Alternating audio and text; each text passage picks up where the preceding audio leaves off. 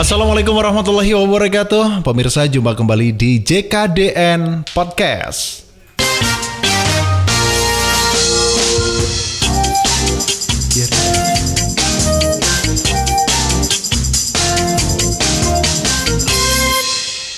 Lantas apakah kemudian masyarakat ini mau menerima Islam yang awalnya Hindu-Buddha, yang mereka katakanlah mereka bukan beragama Hindu-Buddha yang kental gitu lah, tapi mereka dipimpin oleh rezim Hindu-Buddha gitu kan. Nah, apakah mungkin mereka ini kaum muslim, orang-orang Jawa ini mau menerima Islam karena dalam Islam tidak ada kasta. Sementara kalau di Hindu-Buddha mereka kan posisinya kasta paling bawah. Iya, itu salah satunya. Jadi bisa dikatakan masa akhir Majapahit itu dan masa awal kedatangan Islam itu adalah masa paling horor, masa paling teror yang diterima oleh rakyat jelata di Jawa. Ya, masa paling horor apa? Jadi mereka bukan hanya diskriminasi kasta saja, tapi di masa ini muncul satu varian agama baru yang namanya Buddha Siwa Bhairava Tantra. Buddha Siwa Bhairava Tantra ini memang memadukan ajaran Buddha ya, Buddha Mahatantra dengan Siwa Bhairava Siwa ya.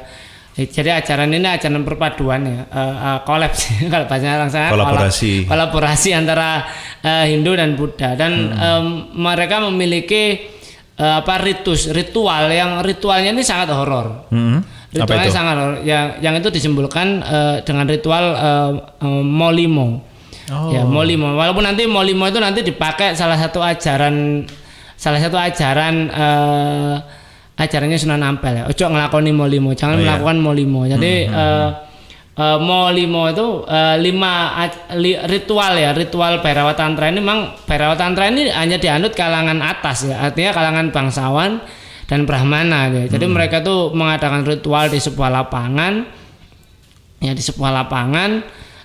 kemudian di mana kemudian mereka ini mengadakan ritual pengorbanan. Jadi ritualnya itu adalah minum minuman keras sampai mabuk, karena dengan mabuk itu ibaratnya mereka akan mendapatkan status kebudaannya itu naik ya. Jadi jadi sampai seperti itu ya. Terus mabuk, ekstase, nari bareng, joget-joget bareng, mabuk, makan makan ikan kembung ya, ikan fugu itu. Sampai mabuk kan ya, mabuk, terus kemudian mereka mengadakan pengorbanan manusia. Jadi pengorbanan manusia, ya tentu kalau manusia ini ya pasti yang diambil dari kasta yang lebih rendah kan. Jadi disembeli, diminum darahnya, biasanya anak gadis atau bayi, atau kadang-kadang apapun ya, atau perjaka lah. Berarti nggak seperti yang dipelajari saat seperti kita pelajari Molimo itu hanya sekedar kemaksiatan gitu? Enggak, itu ritual. Ini ritual sebenarnya di waktu itu. Makanya kemudian mereka minum darahnya, mereka makan makan dagingnya mentah-mentah. Setelah itu mereka melakukan perzinahan secara massal. Ya, makanya kemudian nanti di wayang buatan Sunan Kalijogo itu ada tokoh yang ada 2 tokoh jahat yang terkenal, yaitu yang pertama itu siapa namanya, Betari Durga. Betari Durga itu punya anak namanya Betara Kala.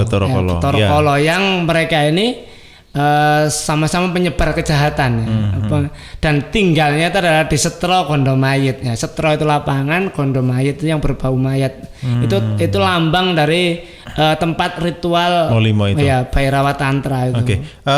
Molimo itu apakah memang benar ada 5? Iya, 5 kan tadi, 5 kan, mabuk, makan ini, minuman keras, terus membunuh ya, makan daging, makan daging yang haram. Berarti itu yang dimaksud bukan makan manusia. Berarti kalau selama ini kan kita kasih tanya makan daging haram gitu kan. Terus kemudian berarti bukan babi ya, berzina. Mau makan manusia, kemudian yang kelima berzina. Ya, makanya kalau digampangkan lagi, kemudian setelah ajaran ini musnah kan, Molimo itu kemudian oleh kalangan ulama dikatakan mau main ya tidak berjudi, mau madat tidak minum minuman keras, alkohol, mau ngombe ya, mau mateni, mau main itu bukan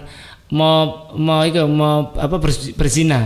Ya, mau itu jadi tidak mabuk, tidak berzina, tidak berjudi, tidak membunuh dan tidak mencuri. Tidak mencuri. Oh, tidak mencuri ada juga. Ya kan tidak mencuri, mau maling gitu ya. Jadi itu ya jadi itulah yang horor ya. Jadi era teror lah bisa dikatakan. Di sisi yang lain juga terjadi perang saudara. Perang saudara yang itu terjadi antara terus-menerus kan, perang Paregreg, dalam sejarah itu namanya perang Paregreg ya, perang hancur-hancuran. Paregreg itu dari kata legreg ya kalau orang Jawa bilang. Perang Paregreg, jadi perang hancur-hancuran yang mengakibatkan ya ekonomi itu hancur ya, pertanian hancur, ditambah kemudian memang ditambah istilahnya itu penderitaan rakyat itu semakin bertambah karena adanya letusan gunung Kelut ya, letusan gunung Kelut di Kediri itu yang gunung Kelutnya akhirnya karena di zaman itu belum seperti sekarang ya, abunya itu menutupi arus Kali Brantas dan menyebabkan banjir besar. Ya itu jadi ditambah kemudian ada beberapa juga bencana letusan susulan itu yang memunculkan istilahnya itu ini peristiwa ini kan terus terjadi ya. Jadi peristiwa Gunung Anyar, Gunung Anyar itu jadi letusan kayak sekarang Lumpur Lapindo. Jadi letusan. Itu lokasinya di?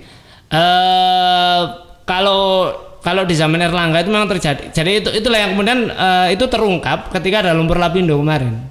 Oh berarti lokasinya nggak jauh dari situ? Jadi di sepanjang pesisir utara Pulau Jawa ya, itu mulai dari mana itu Malang Lawang, dari Lawang Malang nanti memanjang di sepanjang pantai sampai nanti di Bledukuwu di Jawa Tengah itu memang ada semacam formasi gunung lumpur namanya. Oke. Nah, kalau lokasi yang Pak Gunung Anyar itu yang di Majapahit itu terjadinya di desanya itu di dekat kampung saya di Ketingan ya, di Ketingan Kecamatan Sedati di Sidoarjo.